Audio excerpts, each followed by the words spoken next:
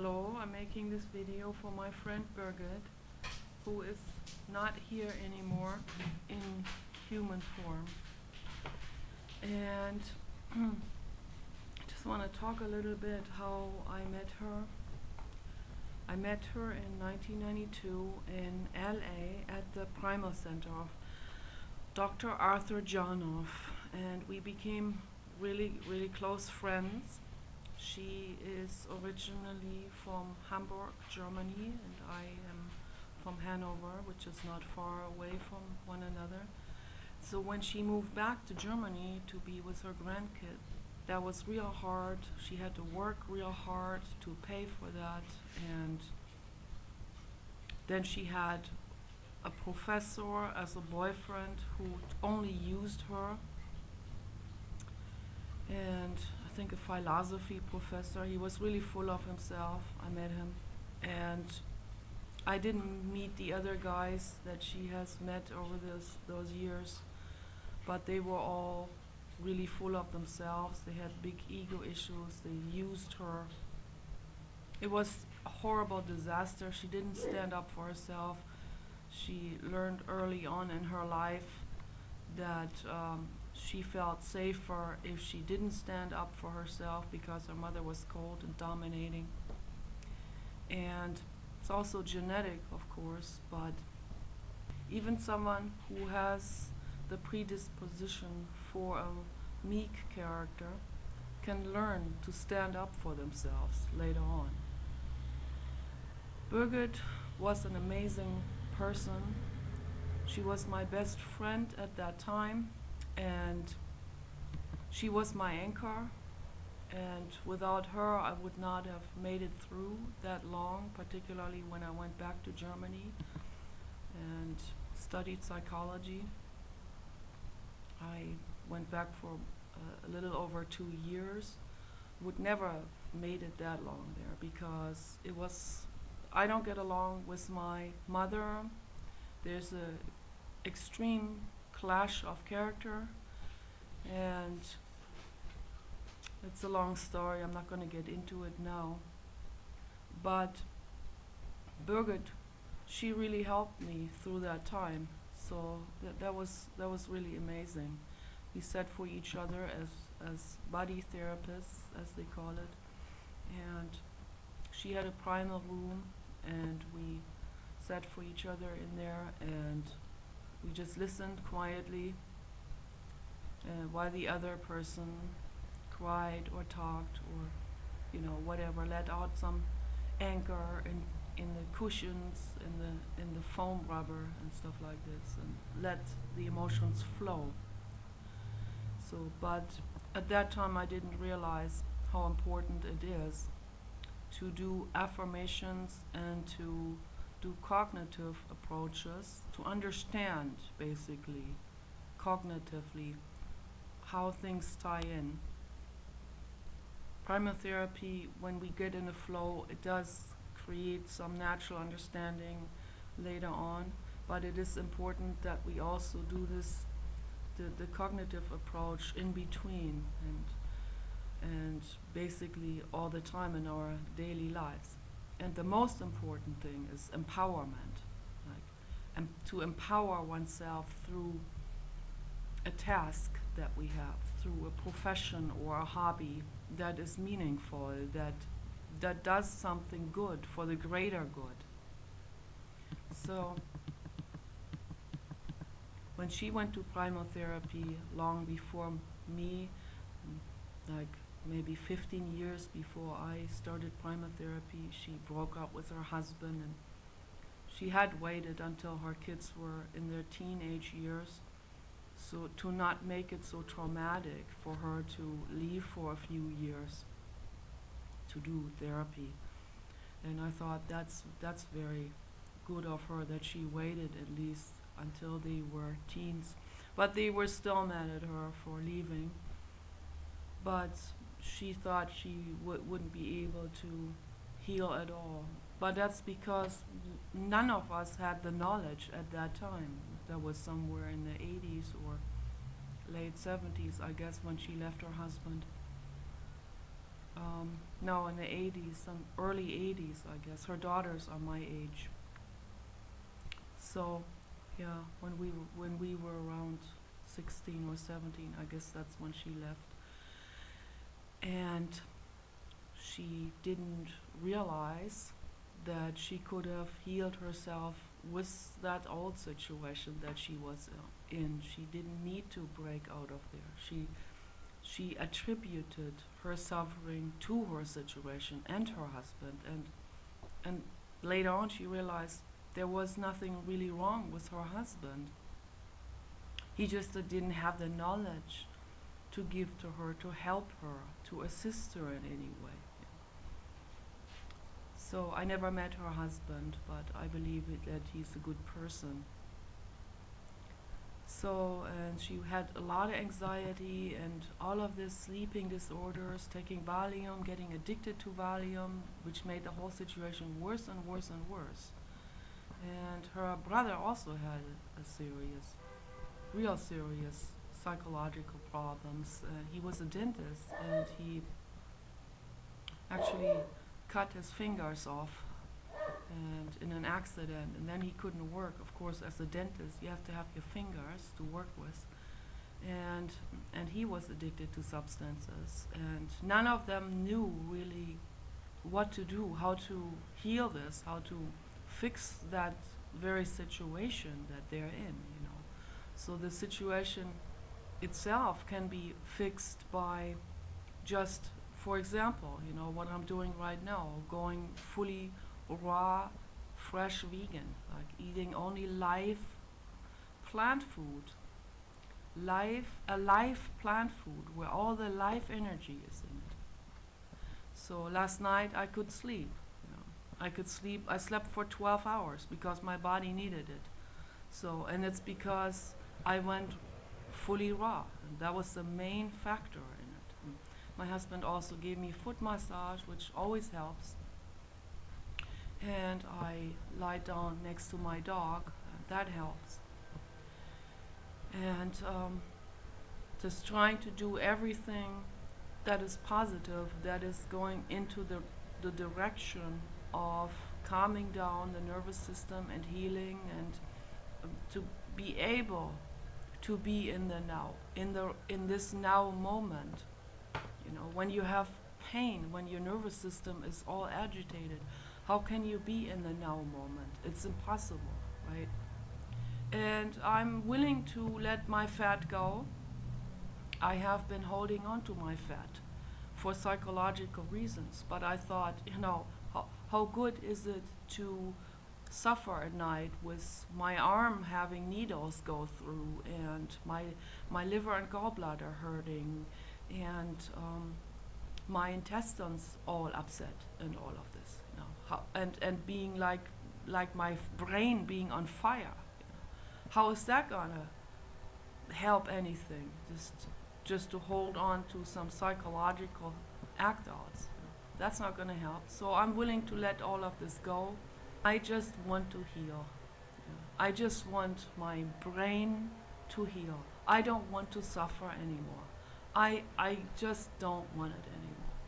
You know, if it means I am no longer that what I perceived myself before to be, you know, like this strong artist or something, you know, then I'll be maybe a mild artist.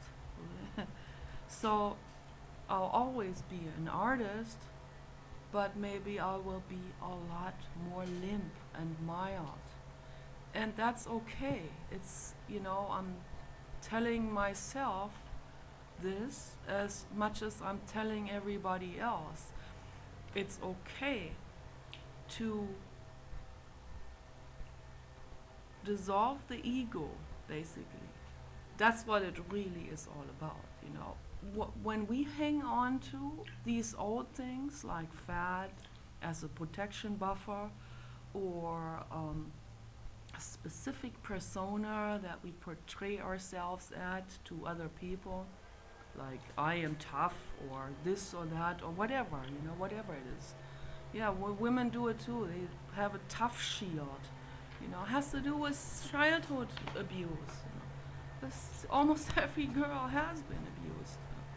People don't realize that. They're also in denial about this. Human beings are sick, man. You know. So I envy those who didn't have childhood abuse, and you can tell who doesn't. The ones who don't, they come across to the majority as nerds, because they're like they don't know what it means to be. They don't know that shame, you know. So a lot of girls, they act out of shame, and then they have overcompensations and certain act outs that give it away. You know, at least I see it because my eyes trained in this now, and I see that, for example, Bindi Irwin has not been abused, and guess what? That's why she comes across to many people as, or maybe perceived as, a little dorky naive, you know, and I come across that way sometimes too.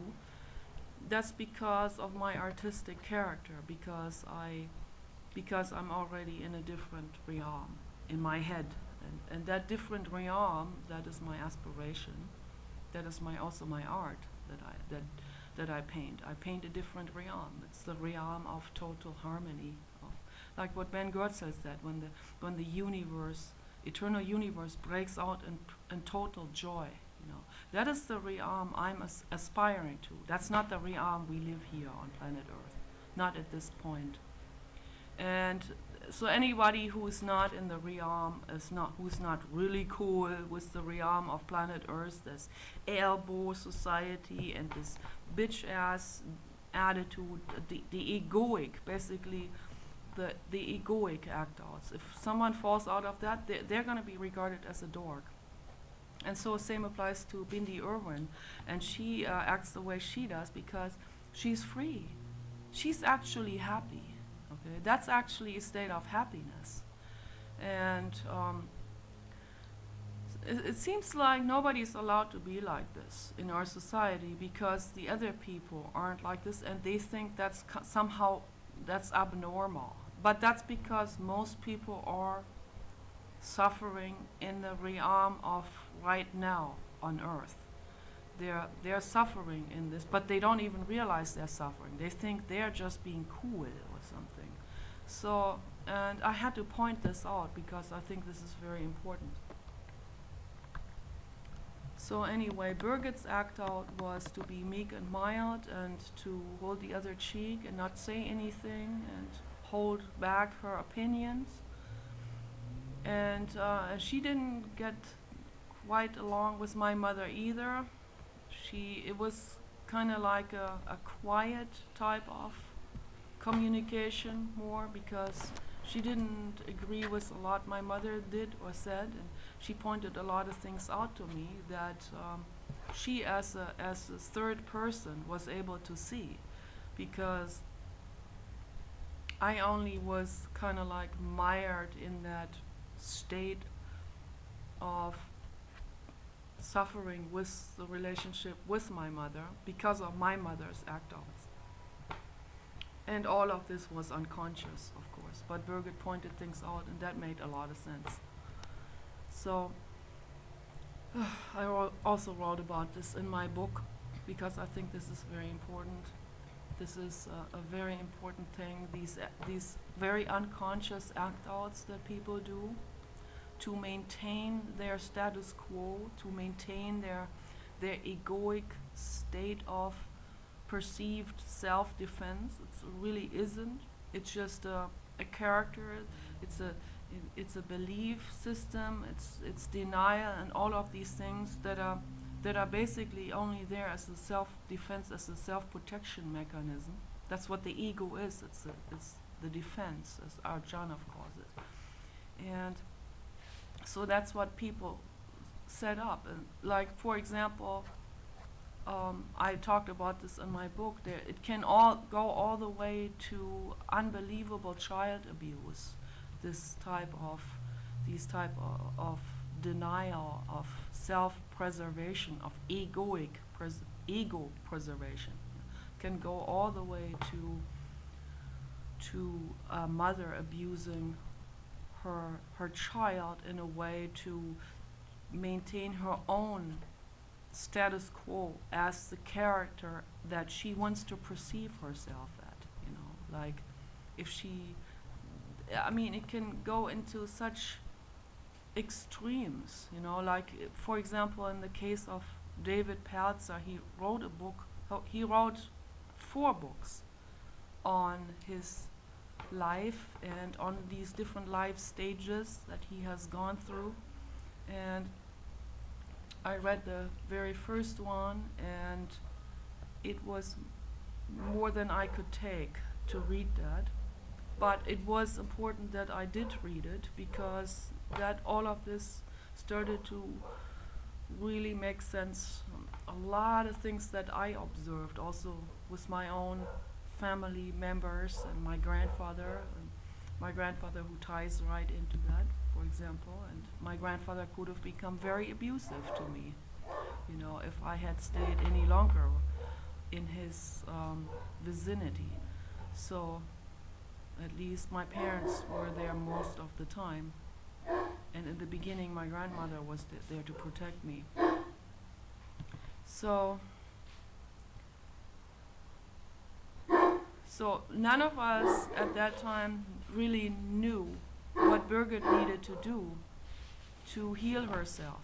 She needed to quit all the animal products. She needed to quit all the animal proteins, all of this, all of the terrible stuff that just causes illness and that causes hardening of the arteries and sedimentation in the brain and immobilizing the neurons and causing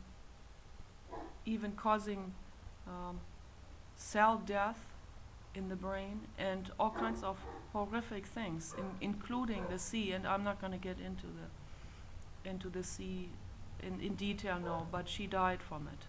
So, and yeah, it is severe. So she basically suffered for 14 years because she didn't know what to do. She went to the doctors. She did everything they told her to do. You know what they do with people. I don't need to say it again. It's just so incredibly negative. I don't want to really dwell on the actual words anymore. I just can't take it anymore. So I'm gonna erase also this text here that I wrote yesterday because it has all these terrible words in it, and I'm just tired of it. I think we shouldn't even use these words anymore. We should just, what we need to do is we need to look forward. We need to look towards recovery instead of dwelling on these medical industry hook terms that they use to gain money with. So we need to really completely get away from this. It's what happens with the sea is people abuse their body to the point where there's abnormal cell growth. Okay? That's basically what it is. Okay, that's it develops. It develops mutations, and then you have a cell in your body that is not your own. Okay? That's not your own DNA, basically. And I heard there's other things that can even grow, even parasites that can even be developed, just like that. So, if we don't take care of ourselves, if we don't take care of our lives, if we don't take the responsibility, if we don't flush our bodies out on a regular basis and just basically live pure, eat pure, all of this does not happen. It doesn't develop in the first place. But it can heal. You can make a U-turn of this development at any point in time. Dr. Scholz has demonstrated it. He had people in the last stages that made a full recovery. Okay? You can do it if you flush out your bodies, I've even talked to people who were terminal on YouTube, and it's the same with Birgit. I tried so hard. I talked to her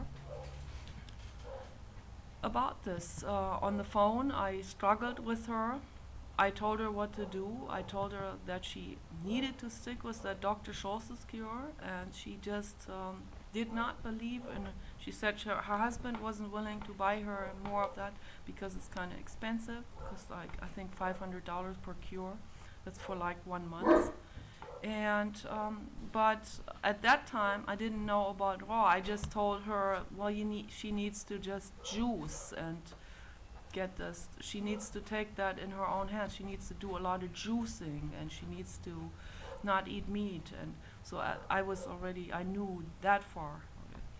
But I didn't know that you have to go completely raw, fresh vegan, completely. No more bread, no more pasta, no more of any of these things that we're so addicted to. And it feels almost impossible for most people. I see it with my husband. It's like he just constantly talks about pasta and eggs, and I say it again and again. I said, if I want to heal, I have to go completely raw, fresh vegan. That's my only choice. I made Birgit a sculpture in 2006, and that sculpture had eyes on the side, like what I always do. It's like a shoebox or something, and the nose on the front, by the real white nose, and then a real big mouth that I molded with some clay with, I forgot now what it is, I think Pronto or something. And I made teeth. I put really large teeth in it, and the sculpture shows her teeth. And I sent it to her, and I told her that she needs to show her teeth more often. But she didn't listen to my advice. She didn't show the teeth enough. That's the thing. She started to stand up a little bit for herself, but it wasn't in a really communicative sense. She never even learned to really do an open communication. It's not to lash back, like do some snarling back or something. That is not communication, or passive-aggressive comments or something, or sarcasm. A lot of people use sarcasm on YouTube. It doesn't go anywhere. It just hits on someone else's ego. That's all it does. It's just an ego ping pong play. It doesn't go anywhere. So what we need to do is we need to engage in really honest. We need to make ourselves a little bit more vulnerable. That's what it takes in order to get into a real honest conversation about things, particularly when it has to do with our fears, revealing our fears to someone else. I was in a conversation with a guy from Germany a while back, and he actually dictated to me not to show myself in my videos and make myself vulnerable and all of this, because he projected his own fears onto me. My mission, as I see it, is to encourage people to do this, to get into more of a conversation and dialogue with one another. How can we do this if we don't show ourselves, if we don't show anything about ourselves? We don't have to give away where we live, or we don't need to show our own house or something like this. But and maybe hide the details of the house, maybe, or the street where we live. But I think it is absolutely important that we at least show ourselves, show our faces, and reach out to the world. Give your hand out like this. I'm giving you my hand, like the Native American culture has this symbol of friendship, an open hand. I'm giving you my open hand. I'm giving you my friendship so that we can all get into a conversation with one another.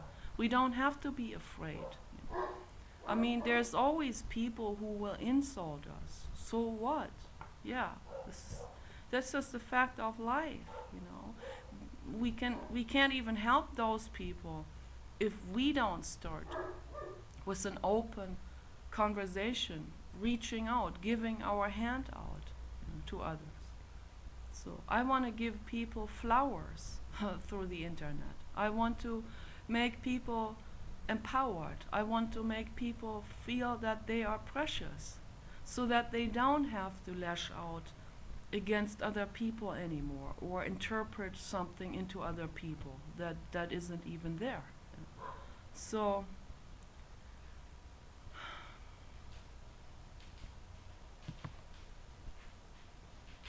I said to her in the last phone conversation with Birgit, I said, Birgit, you have to trust in your own body's healing abilities. The doctors are not fixing you up, and they don't know about natural healing. And then she said, should I then just allow myself to die? Should I take that risk? Should I just plunge into that abyss of not knowing, And I said to her, you really have nothing to lose. You are very sick, you have nothing to lose at this point. You can only gain, you can only heal yourself. But she didn't listen to me. She didn't want to trust in her own body. She trusted in the medical system instead. We're all very drilled in this way, like the doctors, the gods in white, So they're not gods. They don't even know anything. They barely know how the body even functions. They know how the body reacts to certain pharma drugs, but they think they work well, but the drugs don't work very well. They just cause more problems in the long term. So anyway, 2 years later, she died in the hospital because she went back on the pharma drugs. And I have the right to talk about this because we need to address this. This is absolutely important to talk about this. Otherwise, the medical industry will one day might even rule over us like a dictator with an iron fist or something, Like where maybe the time will come where they execute people if they don't take their pharma drugs. I mean, yeah, that's happened so many times with dictatorships. Why should it not happen with this, It will happen if we don't stand up against it and say something. We need to say something. We need to not hold the other cheek with this.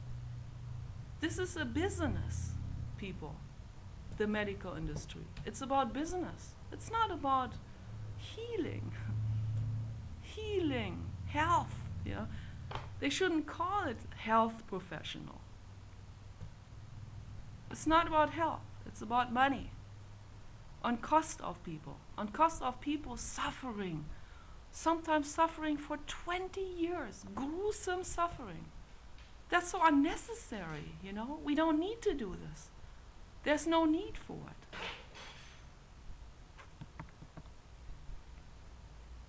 So anyway, Birgit was there, and I feel compelled to talk about her case because it feels like at least I want to use her case to demonstrate to other people what will happen if we don't trust into our own bodies and Mother Earth, the abundance of the flora that's out there.